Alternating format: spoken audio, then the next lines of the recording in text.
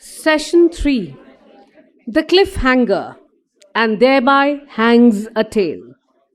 May I request Dr. Sudha Acharya, Chairperson NPSC and Principal, ITIL Public School, and Mrs. Asha Prabhakar, Secretary NPSC and Principal, Barbati Public School, Noida, as moderators of this session. I request Ms. Anita Karwal, IAS, former Secretary Education and Chairperson CBSE, to kindly be on stage. Ma'am has more than 35 years of experience as Indian Administrative Service Officer in the Government of Gujarat and Government of India. Her two books, Think Everest and Everest Same Path, Different Peak, is co-authored with her husband, Mr. Atul Karwal. Kailash Mansarovar Cycle Rides Soul Journeys, Redomania. She has been constantly writing articles and papers on urban governance, e-governance, human resource development, public-private partnership, and many more. Welcome to the session, ma'am. Our next panelist is Mr. Atul Karwal, IPS DG of National Disaster Response Force NDRF. Sir, can we request you to be on stage? His two books, Think Everest and Everest Same Path, Different Peak, is co-authored with his wife, Ms. Anita Karwal, which highlights those vivid experiences of his Everest expedition, which juxtaposes a physical journey with a spiritual one. The physical journey is shown through 170 photographs taken by Sir of his climb to the summit, and is also contains a brief narration about each photograph to make the reader understand the physical journey. The spiritual journey is illustrated by his own interpretation and translation of 101 selected verses of the Bhagavad Gita. With this, may I request Chairperson NPSC, Dr. Sudha Acharya, and Ms. Asha Prabhakar, Secretary NPSC, to kindly initiate the session. Over to you, ma'am. A very, very warm good afternoon to all of you.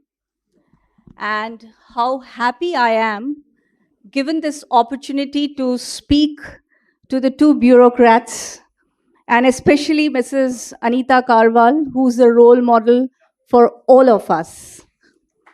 Thank you so much for investing your time this Saturday afternoon, Anita ma'am and Atul sir. As we celebrate the festival of Mahashivratri today, what a sheer coincidence. The two travelers of the day, Mrs. and Mr. Karwal, who have co-authored these books, and their journey has been all to the abode of Shiva. Ma'am, what inspired you to take this journey to Kailash Mansarovar, and what motivated you to write the book Kailash Mansarovar, Cycle Rides, Soulful Journeys?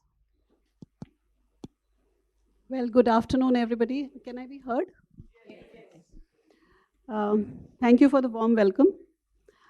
So my inspiration for writing this particular book, the Kailash Mansarovar, was the journey that we took. It was actually a cycle ride from Neelam, that is the border, Tibet border, China border, India with Nepal, Nepal with China.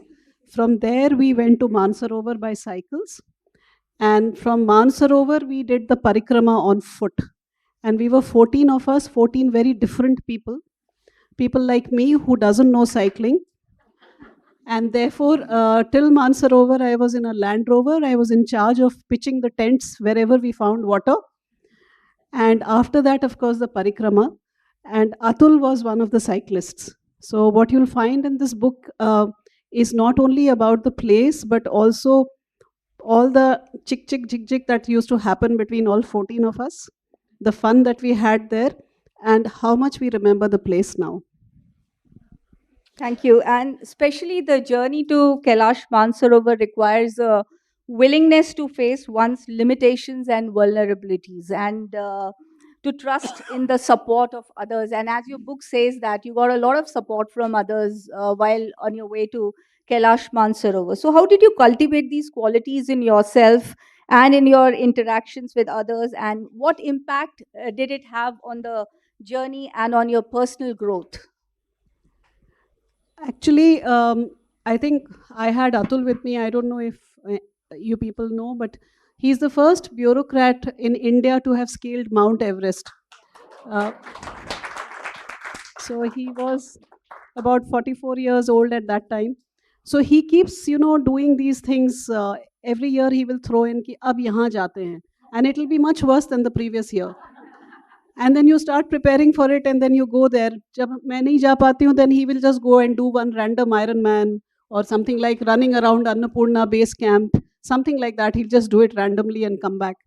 So I think it was because he was there with me whenever we are doing it together. I'm not very fit. So when I have to be literally dragged, I have done treks where I have actually hung on to his arm and completed it, because he'll just keep dragging me along. But we have done it together, and yeah, it's been very good. So I would ask that I know you are a triathlete also. I was reading somewhere. So to do that, you need a lot of physical endurance and mental stress also. A lot of fortitude and emotional quotient should be very high. Emotional well-being. So how do you assimilate all these three? With physical endurance and mental well-being, and with the emotional, right kind of emotional quotient, I'll say. Combine these three, how do you maintain a balance? It is very difficult for most of us in challenging situations. Uh, Thank you for the welcome and the honor. I'll just like to add to what she was mentioning about the Kailash Mansarovar Yatra. She was not in great shape, but she was mentally really tough. Tougher than me, 100%. Many of you are nodding your heads. Yeah? We would agree. Yeah. So she's really tough. And the Kailash Parikrama is not easy. It's about 52 kilometers, 3 days walk, and you touch an altitude of 19,500 feet, Dolmala. The place has amazing energy. It's something that you can't describe in words, but she finished that by herself on foot. So she did that part of the journey really well. In answer to your question, ma'am, Everest has been dear to me from my teenage years, and I've been dreaming, reading books on it, till this opportunity came to go with the police expedition. It was something which I feel was granted to me because I wanted it so much.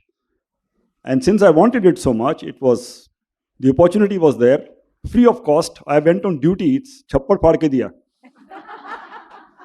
I didn't have to take leave, didn't need to spend my own money.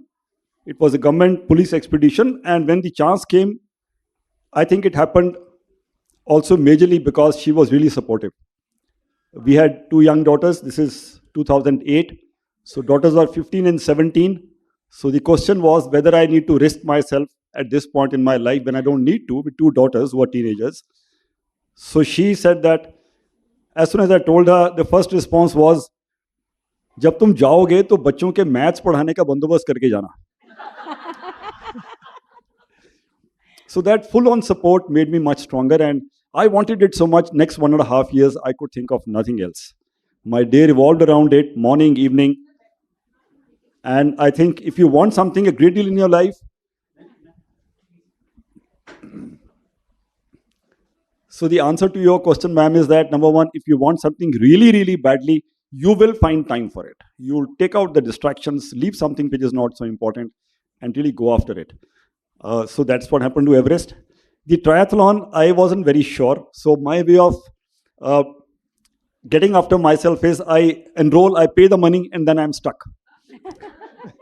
You could try that with the half marathons happening in Delhi and announce it on social media. So then you can't go back. It'll be.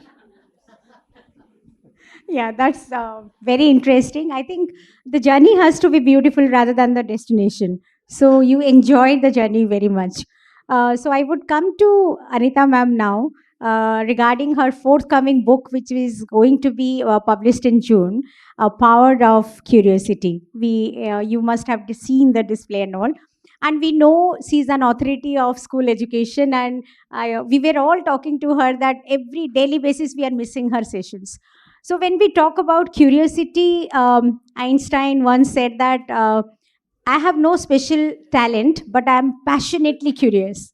So, if curiosity would not have been there, then maybe we would not have Marie Curie or Einstein or Newton or something like that. Because the curiosity is the one for which we grow, we learn, and learning can take place anywhere, anytime, and especially beyond the classroom. I think outside the classroom, I think so.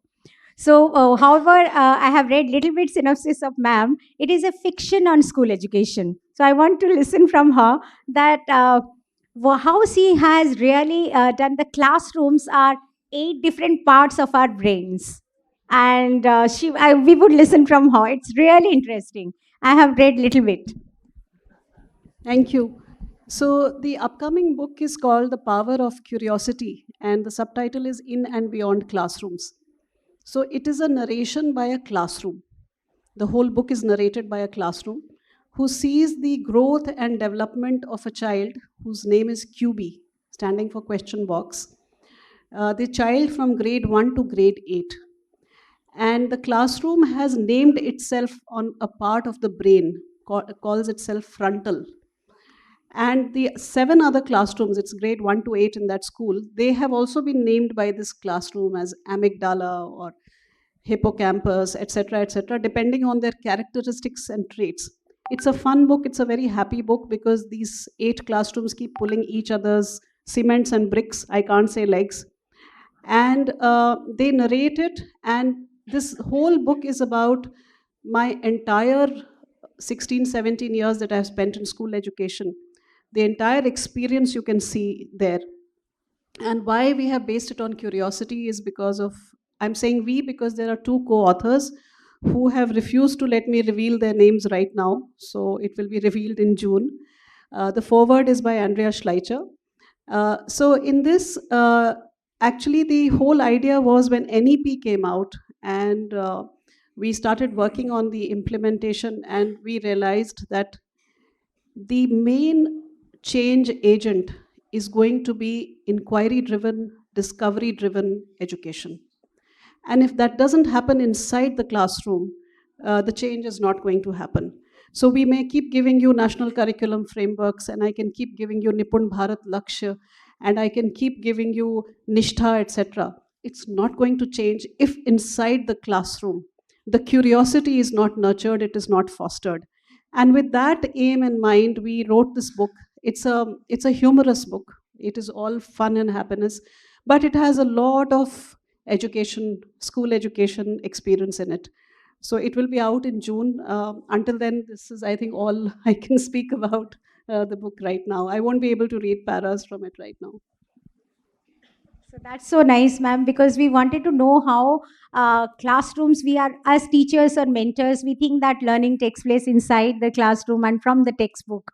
So with NEP 2020, which is a transformative document, we know that we are now focusing on graphic novels, even toy-based pedagogy and play-based pedagogy. So I think you were very passionate about graphic novels and toy-based pedagogy. From there, it is mostly based on curiosity. So all of us are participating there. We would like to know your journey. I mean, the journey of QB, from where it is coming and how it is happening, little bit how it has developed and the end part of it. Okay, so how it happened was very strange. This was COVID times, and I call myself a COVID secretary because I became secretary exactly when COVID struck. And for almost 2 years, I was secretary for 2 years, 8 months, 9 months. For almost 2 years, all I did was sit inside my office and work through phone calls, WhatsApp, and online.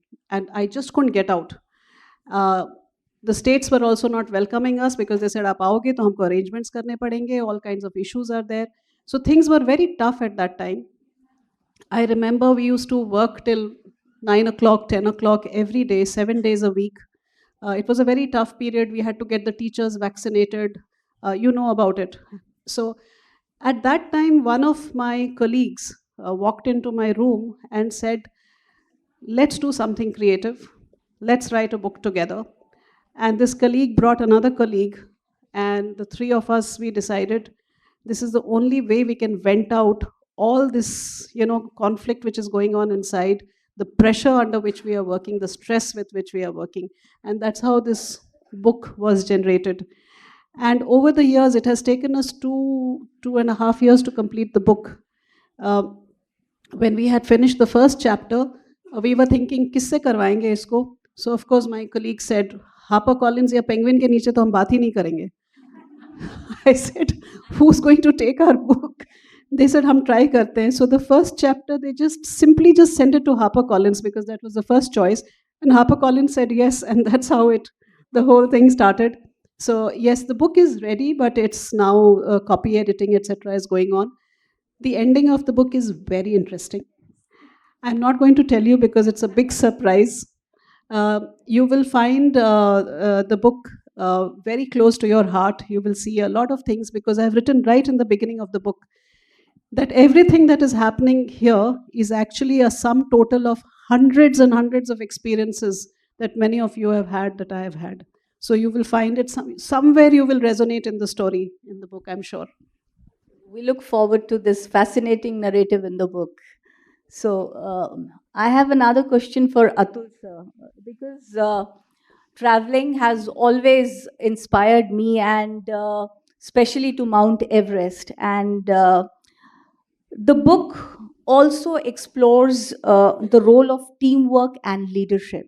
And in this room is full of leaders. So your book explores more about leadership in achieving difficult goals. So how do you cultivate a sense of trust and collaboration among the members of your team while you were climbing the Everest? And what impact did it have on the success of the expedition? Yeah, thank you. Interestingly enough, our team was not great in teamwork. So I feel that any situation you encounter, the negatives also give you a lesson. You learn what not to do. In most places, certainly in my profession and in mountaineering as well, unless you are climbing alone, teamwork is so important that your life depends on it. The question you mentioned for me, how to inculcate trust, I think it begins with the leader trusting the people that he or she is leading, giving it out first, rather than presuming they would trust the leader just because you are in a higher position. Your functioning, if it is transparent, it's fair, they can see that. And most of all, I feel the leader has to really, really care for the people that he or she is leading. That genuine, authentic care, not a word of mouth thing that you say it out, but you're not really bothered. When you see a subordinate not really in great shape and you ask and you get into their lives and you find out what is bothering them and do what you can for them, whether it's a hospitalization or an admission or a consultation. With our stature in society, we have networks, we have people we know. So a genuine, authentic care is what really sends a message that I care. And that is something that would really make a team much more cohesive. And last of all, but not the least, is leading by example. Whatever you need to actually want them to do, if you can accomplish it, show it, demonstrate it. Not all the time, but whenever you need to, especially so in my profession, if I am required to order my men into an operation against the militants, well, one of those days I should actually accompany them there and take the same risk that I am asking my boys and officers to take, to show them I can do this as well, and I can do this because I'm asking you, therefore it's my moral responsibility to actually put myself in the same line of fire as I'm asking you all the time. So that leading by example, I think, is very important. Thank you. So it must have been a spiritual journey also. It's not, you have never used the word conquer in your book, conquering Everest, no? So we all have Everest inside us and we try to get over it. So while you are doing this journey, it must be a physical journey with that spiritual journey also to the destination, I think so. I don't see her as a mountain, I see her as a goddess. And she had to bestow me with this blessing of allowing me to climb. When Hillary came back, Hillary and Tenzing were walking back to the camp when Colonel John Hunt, who was the expedition leader, this is 1953, the first time it was climbed. So Colonel John Hunt runs towards them because communication was not there, to ask whether they could climb and come back or whether they came back midway. So Hillary used a very, I will not repeat what he said, but he was not respectful to the mountain. And later on, he regrets and says, it was a blessing that she allowed us to climb. So people who use the word conquered are fooling themselves. You can't stay there for more than a few hours. She'll kill you. She'll not guarantee a safe return if you think you can do it again. So she is a goddess. She lets you climb. Sometimes she doesn't let you climb. And sometimes she keeps you back. She likes you so much. So all that can happen. So I think I have that respect for that place. And the magnificence and the scale of creation there is so amazing that your arrogance just falls away, as it should. Yes. So can Thank you give us one specific example of a challenge faced by you in person while you were climbing? I'll narrate an incident which showed me as one of those incidents that I was being taken care of. I was being looked after. This is the Geneva Spur. The height is 25,500 feet. And we had camped at 23,000 feet the last evening, and now I'm going for the climb. I was perfectly fine and healthy all through the last 2 months, but for the summit climb, I had bad diarrhea.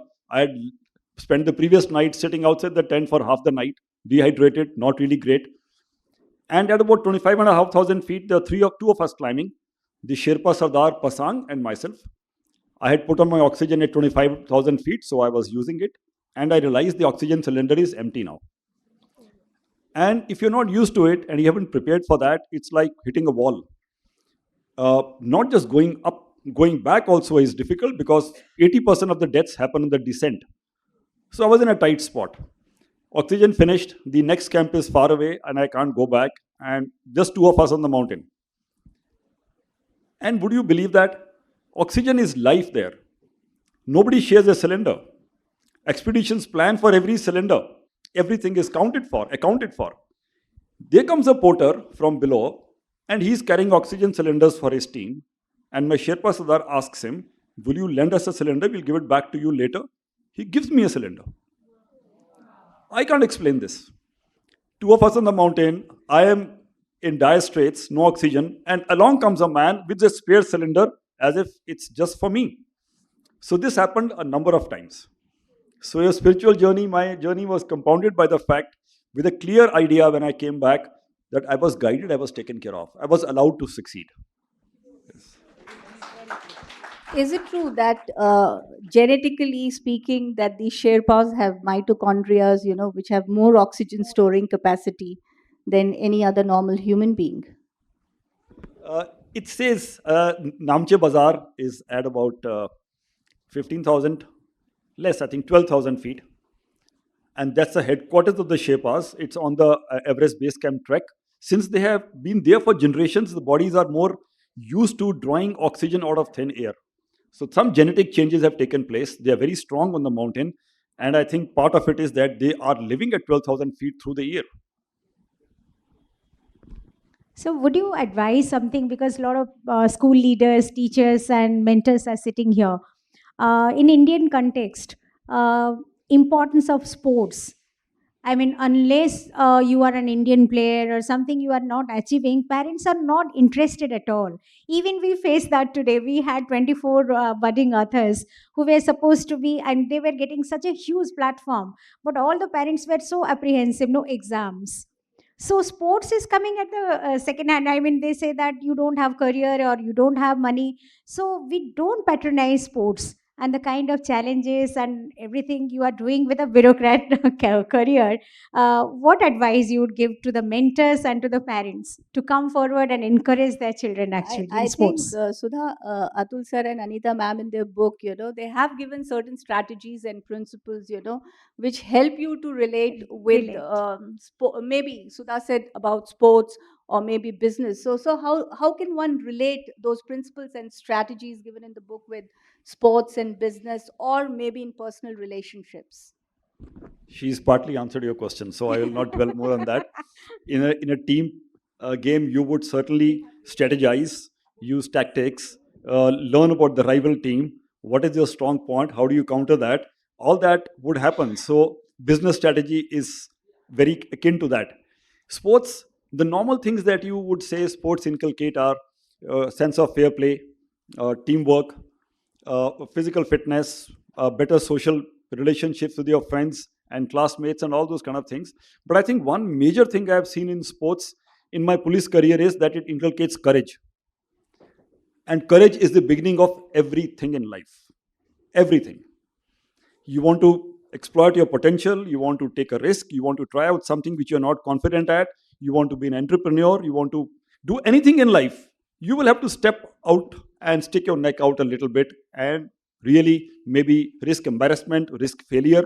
So, unless you have courage to do whatever you want to do in life, it'll be difficult to really accomplish anything very substantial. So sports would give you that courage. So in my earlier days as the DCP, Joint CP, Ahmedabad City, riots were quite common. I would pick up the hockey team or the cricket team for the people to go with me, because then 10 of us will make a crowd of 5,000 run away.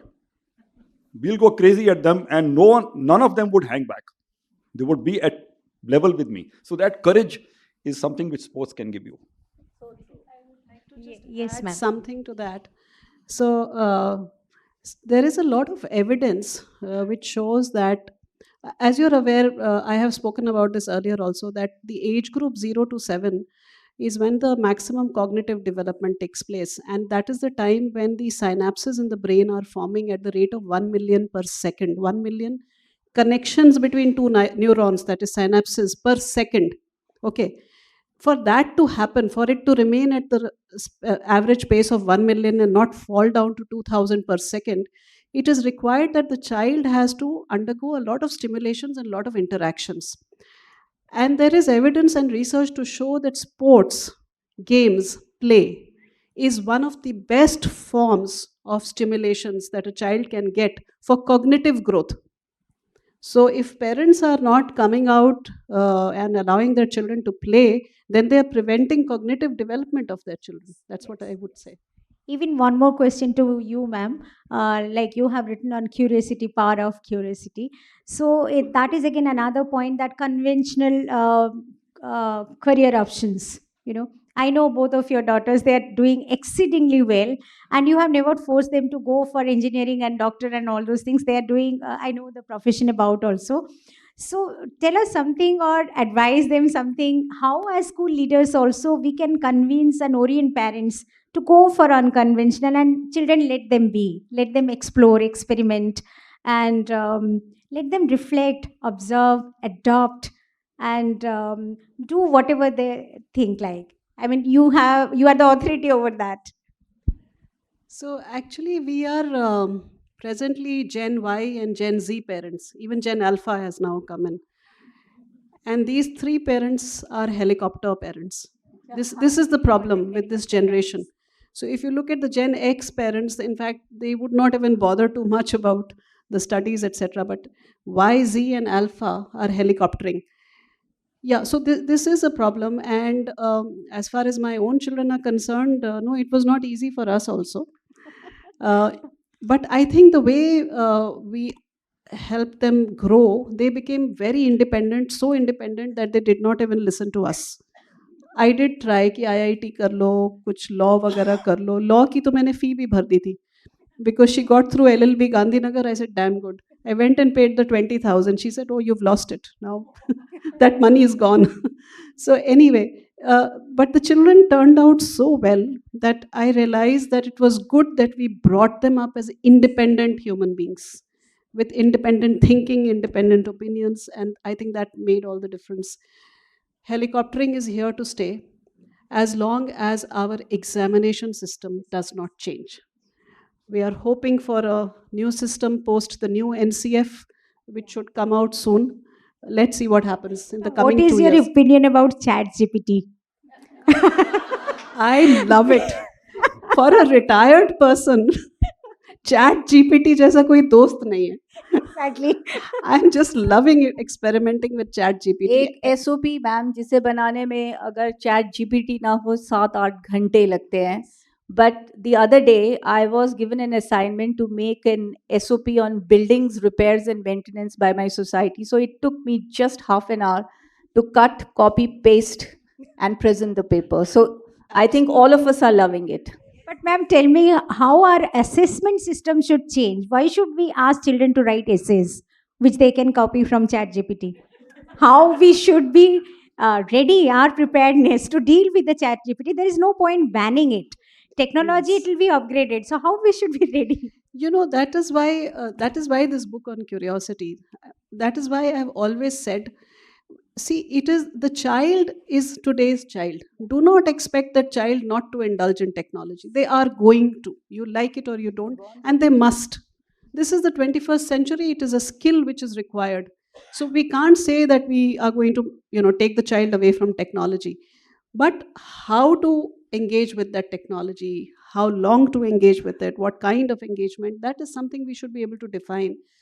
Plus, the answers are all out there, but chat gpt will not be able to replace creativity, and creativity will remain ours. So we have to make our children curious and creative. That's the only skill which will be required now, along with collaboration and critical thinking. That's all. Up, along with courage, all the 5 C's. आप ये 5 C's बना दो अपने बच्चों को, everything is taken care of. Text book मत खत्म करो, एग्जाम में उनको 40 out of 100 लाने दो. It makes no difference. I've always said that. That's what. That's the great So advice. before we sum up, Aditi is already showing me the watch, but I have yeah. It's very important to check from Atul sir that what is his next big goal or challenge he's going to undertake, and whether Anita ma'am is going to be assisting him in that challenge, and is Swiss Alps the next challenge to be undertaken?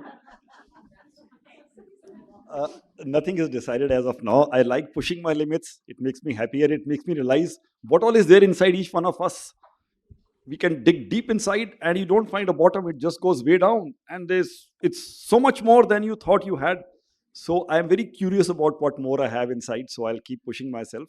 But the next interest is spirituality, if you could call it that. I'm very keen to explore the realm of the mind. How can the mind make things happen? How can it make things materialize in your life? They materialize in my life. I'm very convinced. I was so crazy about the Everest. Had they told me you lose a few fingers, I would have said, that's fine. I don't mind lose a few fingers. I'll lose a few toes, my ear. I want to go. That crazy. And it happened because of that, I feel. So what else can happen in my life if I go completely a do or die effort? So that mental strength, resilience is I'm a student of that, so I would love to explore that. Thank you. Before we sum up, I would request the audiences to read this book written by Atul sir and co-authored by Anita ma'am. It's called Think Everest, Scaling Mountains with Mind, a beautiful narration, and of course, Kailash Mansarovar, cycle rides and mindful and soul journeys. And one word I was in particular impressed was circumambulation, because it's going to take, ma'am, how many years to take the parikrama if you were to do it 18 times? 7 years. 7 years. So it was a very tough proposal, and request the audiences to go through the narration. The book is very interesting, which I have finished reading in the last 2 days, and definitely a very, very inspiring book. And If I may just add, there is a third book which has not been mentioned, which is called Same Path, Different Peak. What Atul was just talking about, the big book here. In that book, what we have done is Atul's whole journey you can see through photographs. And I picked up 101 verses of the Bhagavad Gita, and I made them into poetry based on a mountaineer's climb on Everest. So while he's physically climbing, what is happening inside? How is the inside getting connected to the rest of the universe? Do have a look, because this is my favorite book out of the lot. It's called Same Path, Different Peak. So I'll read one or two shlokas. So which one? So this shloka is about the all-pervasive, omnipresent, omniscient nature of the soul and of Brahma. So while the climber is climbing, the soul is talking to the climber. And it is saying, in the earth after rains, the scent is me. In the earth after rains, the scent is me. In the fire that you light, the foment is me. In the climb undertaken, the intent is me. In the life you are living, the extent is me. So this is these are actually not exactly Bhagavad Gita, but the spirit, the essence has been taken because I wanted to show what a mountaineer is going through. So that is what it is. Thank you. Thank you, ma'am, and thank you, sir.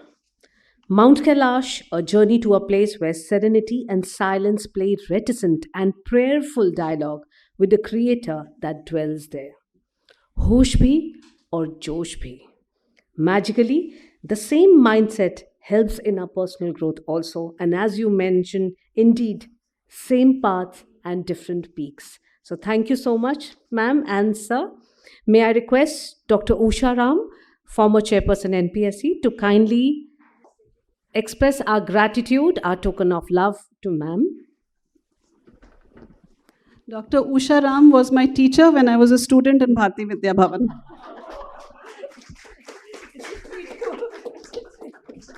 So, ma'am specifically told that I would felicitate Anita. do that. Thank you so much. That's such a lovely occasion. I give my phone to you. Please do take the photograph. Can you give all the things? Yeah. Go ahead. Yes, ma'am.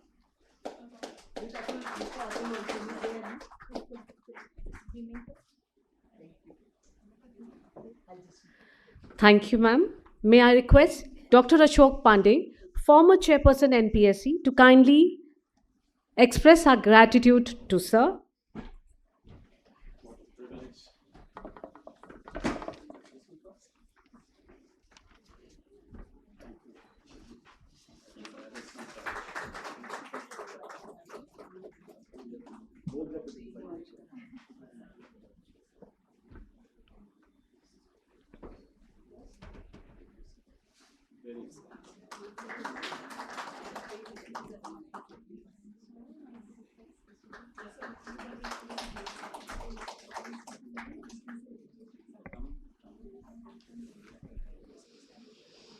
Thank you, sir. May I request Ms. Rashmi Malik to kindly, Ms. Rashmi Malik, Principal Salvan Public School, Gurugram, to kindly present a token of our gratitude to our moderators, Dr. Sudha Acharya.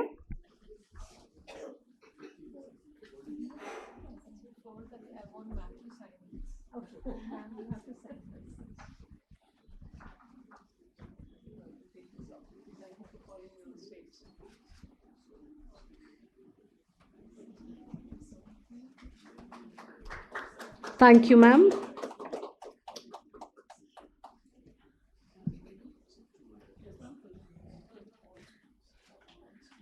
May I request Ms. Aparna Sibalak, Principal KR Mangalam School, Gurugram, to kindly present our token of gratitude to our moderator, Ms. Asha Prabhakar. Tanya, ma'am, can we have you here, please?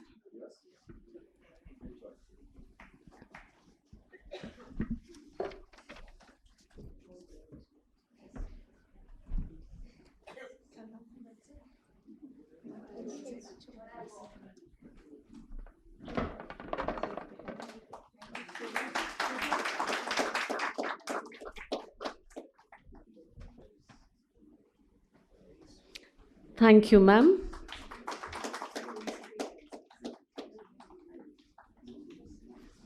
Thank you, sir and ma'am, for this invigorating session.